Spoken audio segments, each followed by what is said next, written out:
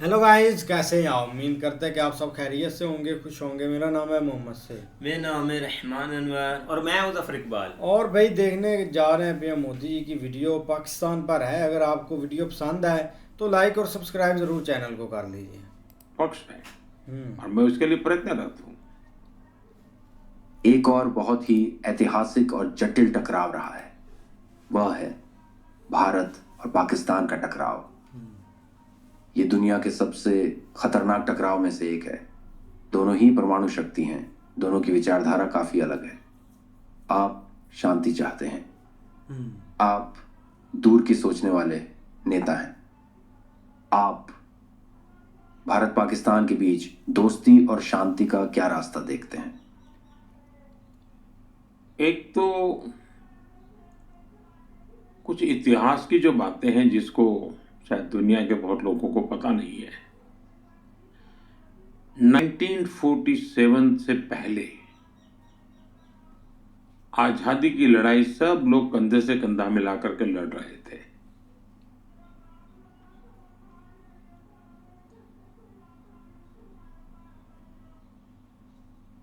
और देश आजादी के लिए आजादी का जश्न मनाकर इंतजार कर रहा था। उसी समय क्या मजबूरियां रही होगी, वो कई उसके भी पहलू हैं, उसकी लंबी चर्चा हो सकती है। लेकिन उस समय जो भी नीति निर्धारक लोग थे उन्होंने भारत के विभाजन को स्वीकार किया और मुसलमानों को उनका अपना अलग देश चाहिए तो भाई दे दो, ऐसा। और भारत के लोगों ने सीने पे पत्थर रख के बड़ी पीड़ा के साथ इसको भी मान लिया। लेकिन माना तो उसका परिणाम ही उसी समय यह आया कि लाखों लोग, कत्लेआम चला। पाकिस्तान से ट्रेनें भर भर करके लहूलुहान और लोग और लाशें आने लगी। बड़ा डरावना दृश्य था। उन्होंने अपना पाने के बाद उनको लगना चाहिए था कि चलो भाई हमें हमारा मिल गया, भारत को लोगों ने दे दिया है, भारत का धन्यवाद करें, हम सुख से जिए। उसके बजाय उन्होंने लगातार भारत से संघर्ष का रास्ता चुना। अब प्रॉक्सी वॉर चल रहा है। अब ये कोई आइडियोलॉजी नहीं है। आइडियोलॉजी ऐसी थोड़ी होती है, लोगों को मारो काटो, टेररिस्टों को एक्सपोर्ट करने का काम चल रहा है। और सिर्फ हमारे साथ ही नहीं, अब दुनिया में कहीं पर भी टेररिस्ट की घटना घटती है तो कहीं न कहीं सूत्र पाकिस्तान जाकर के अटकते हैं। अब देखिए 9/11 इतनी बड़ी घटना घटी अमेरिका में, उसका मेन जो सूत्रधार था ओसामा बिन लादेन, वो आखिर में कहाँ से मिला? पाकिस्तान में ही शरण लेके बैठा था। तो दुनिया पहचान गई है कि ये प्रकार से आतंकवादी प्रवृत्ति, आतंकवादी मानसिकता, और वो सिर्फ भारत ही नहीं दुनिया भर के लिए परेशानी का केंद्र बन चुका है। और हम लगातार उनको कहते रहे कि इस रास्ते से किसका भला होगा, आप आतंकवाद के रास्ते को छोड़ दीजिए, ये स्टेट स्पॉन्सर्ड टेररिज्म जो है वो बंद होना चाहिए। नॉन स्टेट एक्टरों के हाथ में सब छोड़ दिया है, क्या होगा भाई? और इसकी शांति के प्रयासों के लिए मैं खुद लाहौर चला गया था। मेरे प्रधानमंत्री बनने के बाद मैंने मेरे शपथ समारोह में पाकिस्तान को स्पेशली इनवाइट किया था ताकि एक शुभ शुरुआत हो। वाह। लेकिन हर बार हर अच्छे प्रयासों का परिणाम नकारात्मक निकला। हम आशा करते हैं कि उनको सद्बुद्धि मिलेगी और सुख शांति के रास्ते पर जाएंगे, और वहाँ की आवाम भी दुखी होगी ऐसा मैं मानता हूँ, क्योंकि वहाँ की आवाम भी ये नहीं चाहती होगी कि रोजमर्रा की जिंदगी जिए। इस प्रकार के मारधाड़, लोही लुहान, कट बच्चे मर रहे हैं, जो टेररिस्ट बन करके आते हैं उनकी जिंदगी तबाह हो जाती है। क्या कोई ऐसी कहानी है जिसमें आपने कोशिश की हो, पाकिस्तान के साथ सब ठीक करना चाहा हो, जो पाकिस्तान के साथ संबंध सुधारने की कोशिशों से जुड़ी हो, जो भविष्य में आगे का रास्ता दिखा सकें? पहली बात है कि संबंध सुधारने की सबसे बड़ा ब्रेक थ्रू था प्रधानमंत्री बनते ही शपथ समारोह में उनको निमंत्रित करना, ये अपने आप में बहुत बड़ी घटना थी और कई दशकों के बाद हुई थी घटना। और शायद जो लोग मुझे 2013 में सवाल पूछते थे कि मोदी की विदेश नीति क्या होगी, उन सब ने जब ये सुना कि मोदी ने सार्क देशों के सभी नेताओं को शपथ समारोह में बुलाया तो चौंक गए थे। और इस निर्णय के प्रक्रिया जो हुई थी उसके संबंध में हमारे वो उस वक्त के राष्ट्रपति प्रणब मुखर्जी साहब, उन्होंने अपनी किताब में जो संस्मरण लिखे हैं उसमें इस घटना का वर्णन बहुत बढ़िया ढंग से किया है। और सचमुच में भारत की विदेश नीति कितनी स्पष्ट है और कितनी आत्मविश्वास से भरी है उसके दर्शन हो चुके थे। और भारत शांति के प्रति कितना प्रतिबद्ध है उसका संदेश दुनिया के सामने साफ साफ गया था, लेकिन परिणाम सही नहीं मिले। वैसे आपसे एक थोड़ा सा रोमांचक सवाल पूछना है, भारत या पाकिस्तान में से किसकी क्रिकेट टीम बेहतर है? दोनों टीमों की पिच पर दुश्मनी के चर्चे भी सभी ने सुने हैं और दोनों में जियोपॉलिटिकल तनाव भी है जिसकी अभी आपने बात की है। स्पोर्ट्स, खासकर क्रिकेट और फुटबॉल, देशों के बीच बेहतर संबंध बनाने और आपसी सहयोग बढ़ाने में कैसी भूमिका निभाते हैं? वैसे जो स्पोर्ट्स हैं वो पूरे दुनिया में ऊर्जा भरने का काम करते हैं, स्पोर्ट्समैन स्पिरिट दुनिया के अंदर जोड़ने का काम करते हैं। तो मैं स्पोर्ट्स को तो बदनाम होते देखना नहीं चाहूँगा। स्पोर्ट्स को मैं बहुत मानव की विकास यात्रा का अत्यंत महत्वपूर्ण और खेलदिल एक रूप में हमेशा समझता हूँ। दूसरा विषय है कि कौन अच्छा कौन बुरा, अगर खेल की टेक्निक के संबंध में कहे तो मैं इसका एक्सपर्ट नहीं हूँ। तो टेक्निक जो लोग जानते होंगे वही बता सकते हैं कि किसका खेल अच्छा और कौन खिलाड़ी अच्छे। लेकिन कुछ परिणाम से पता चलता है, जैसे अभी कुछ दिन पहले ही इंडिया और पाकिस्तान के बीच एक मैच हुआ, तो जो परिणाम आया उसे पता चलेगा कि कौन बेटर टीम है, स्वाभाविक पता चलेगा। हाँ, मैंने भी the greatest rivalry India versus Pakistan नाम की सीरीज देखी है जिसमें कई बेहतरीन खिलाड़ियों और मैचों की बात हुई है। दोनों देशों की ऐसी टक्कर और मुकाबला देखकर अच्छा लगता है। आपने फुटबॉल के बारे में भी बात की है। भारत में फुटबॉल बहुत पॉपुलर है, तो एक और मुश्किल सवाल, आपका फुटबॉल का सबसे पसंदीदा खिलाड़ी कौन है? हमारे पास मेसी, पेले, मैराडोना, क्रिस्टियानो रोनाल्डो, जिदान जैसे नाम हैं। आपको आज तक का सबसे महान फुटबॉल खिलाड़ी कौन लगता है?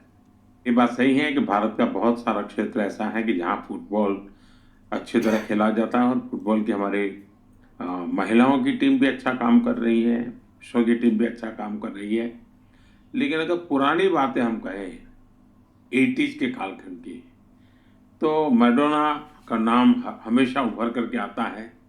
हो सकता है कि उस जनरेशन के लिए वो एक हीरो के रूप में देखे जाते हो, और आज की जनरेशन को पूछोगे तो मेसी की बात बताएंगे। लेकिन मुझे एक और इंटरेस्टिंग घटना याद आ रही है, आपने पूछा तो। हमारे यहाँ मध्य प्रदेश करके एक स्टेट है सेंट्रल पार्ट ऑफ इंडिया में, वहाँ शहडोल करके एक डिस्ट्रिक्ट है। वहाँ सारा ट्राइबल बेल्ट है, काफ़ी लोग ट्राइबल लोग रहते हैं। तो मैं वहाँ ट्राइबल विमेन के जो सेल्फ हेल्प ग्रुप चलते हैं उनसे बातचीत करने का मुझे एकदम पसंद आता है, ऐसे लोगों से बातचीत करना। तो मैं मिलने गया था, लेकिन वहाँ मैंने देखा कि कुछ स्पोर्ट्स के ड्रेस में पहने हुए 80-100 नौजवान, छोटे बच्चे, थोड़े नौजवान, थोड़ी बड़ी आयु के, सब लोग एक ही प्रकार। तो मैं स्वाभाविक उनके पास गया, तो मैंने कहा भाई आप लोग कहाँ से हैं सब? तो बोले हम मिनी ब्राज़ील से हैं। मैंने कहा ये मिनी ब्राज़ील क्या है भाई तेरा? तो बोले हमारे गांव को लोग मिनी ब्राज़ील कहते हैं। अच्छा। मैंने कहा कैसे मिनी ब्राज़ील कहते हैं? बोले हमारे गांव में से हर परिवार में 4-4 पीढ़ी से लोग फुटबॉल खेलते हैं। वाह। नेशनल प्लेयर 80 के करीब हमारे गांव से निकले हैं। पूरा गांव फुटबॉल को समर्पित है। और वो कहते हैं कि हमारे गांव का एनुअल मैच जब होता है तो 20-25 हजार दर्शक आसपास के गांव से लोगों से आते हैं। तो भारत में फुटबॉल का जो इन दिनों क्रेज बढ़ रहा है, मैं उसके शुभ संकेत मानता हूं, क्योंकि टीम स्पिरिट भी पैदा करता है। हाँ, फुटबॉल वाकई यार बहुत ही कमाल की वीडियो थी और एक रियलिटी है, एक जो पॉडकास्ट है ना भाई, ये बहुत एक वायरल पाकिस्तान में, और एक चाइना ने भी इस पर एक ज़रूर कमेंट्स किया है। जो एक पीएम मोदी जी भाई एक अपना एक सोच रखते हैं ना दोनों कंट्रियों के दरमियान है, वो खास करके काफ़ी एक डिस्कस हुई है, एक पाकिस्तान की में भी हुई है, लेकिन जो चाइना ने कमेंट्स ऊपर किया है ना वो काफ़ी अच्छा था कि मतलब कि ठीक है, हम चाहते हैं कि दोनों कंट्रियाँ एक मिलकर ही आगे बढ़े, ये एक लड़ाई झगड़े वगैरह इसको पीछे छोड़कर हमें एक दूसरी कंट्रियों की तरह भाई एक पीस की तरफ एक रवाना होना चाहिए और एक मतलब कि लोगों को एक खुशहाल करना चाहिए। लेकिन जो सबसे ज़्यादा टॉपिक एक पाकिस्तान में क्लियर हुआ है ना वो भाई काफ़ी एक ट्रेंड कर रहा था, क्योंकि लोग जब भी ऐसा कोई टॉपिक एक मेंशन में आता है तो भाई इधर पाकिस्तान में तो लोगों को उठाकर ले जाते हैं। कल लोग एक अटैक करके बोल रहे थे कि आप मतलब कि एक पीएम मोदी जी को भी वीडियो डाला भेजो और उनको भी एक उठा लो कि उन्होंने ये ऐसा एक कमेंट्स क्यों किया, क्योंकि 1-2-4 मिनट की एक बातों में ना ये बहुत एक क्लियर और बहुत इसमें एक हिस्ट्री छुपी हुई है कि एक क्या क्लियर मैसेज है कि इंडिया का और एक क्या आगे हमारा एक रिस्पॉन्स एक मिलता है। अब देखो ना एक स्टार्ट से हमें ये एक चीज़ देखने को मिलती है कि एक भारत शांति नहीं चाहता, एक भारत अपने ताकत के जोर पर एक दबाना चाहता है एक कंट्री को, पाकिस्तान को, चाइना को, और एक मतलब कि उनके पास पावर है और ये सोचते हैं कि आगे एक कंट्री एक कमज़ोर है और ना वो एक पीस चाहते हैं और ना ही मतलब कि एक शांति का एक समझौता आगे भेजते हैं। तो ये एक भाई गलत बात है। अब एक clear message PM Modi ji ने भेजा है कि जब एक मैं मतलब कि एक प्राइम मिनिस्टर बनने लगा था, एक सरमनी ने मैंने इनवाइट किया इनको, बाकी एक लाहौर भी भाई वो आए, इतनी एक शांति दूध का मैसेज लेकर आए, लेकिन आगे से एक आपको मतलब कि वो रिस्पॉन्स नहीं मिला। इसका यही मतलब है कि जो एक इधर हमारे एक हैंडलर बैठे हुए हैं वो एक शांति चाहते नहीं है पाकिस्तान और एक इंडिया के दरमियान में, और जब भी ऐसा कोई चांस मिलता है तो भाई एक ऐसा एक वाक़या कर देता है जो कि एक ज़ख्म देता है आगे कंट्री को, और फिर वो चाहते हैं कि भाई एक शांति हो ही ना। अब यही चीज़ एक चाह रही है, मतलब कि इतनी एक चीज़ें हो चुकी है जिसका एक दूर दूर तक एक शांति का कोई भाई हमें एक रास्ता एक नज़र नहीं आता। तो काफ़ी ना लोग इधर एक डिस्कस कर रहे थे इस चीज़ को कि ये चीज़ जो हम मतलब कि सोचते हैं वो तो चीज़ वो एक मेंशन ही नहीं कर रहा है या वो एक चाहते नहीं है। हाँ एक टेररिज्म है भाई, वो एक इंडिया का स्टार्ट से यही एक पॉइंट है कि आप इस चीज़ को ख़त्म करें और आ जाए, जिस एक मतलब के फॉर्म में आना है हम आपके साथ बातचीत भी करेंगे, हर चीज़ आपके साथ करेंगे। हाँ बिल्कुल। पीएम मोदी ने ना बहुत अच्छा आगे से जवाब दिया है कि उन्होंने बोला है कि 2014 में जो स्पेशल है ना उन्होंने इनवाइट किया था भाई इस 8 कंट्री को ना, उन्होंने बुलाया था कि वहाँ से लोग आए, एक स्पेशल सेरेमनी में ना वो इनवाइट किया गया था। लेकिन ये है कि इन्होंने तब भी ये एक्सेप्ट नहीं किया था, क्योंकि ये अगर वो भी एक्सेप्ट कर लेते तो इन्होंने इनकी एक बात ये चाहते हैं कि हमारे बीच में जो क्लैश चल रहा है ना वो कहीं ख़त्म ना हो जाए, बस यही इनके माइंड सेट हैं।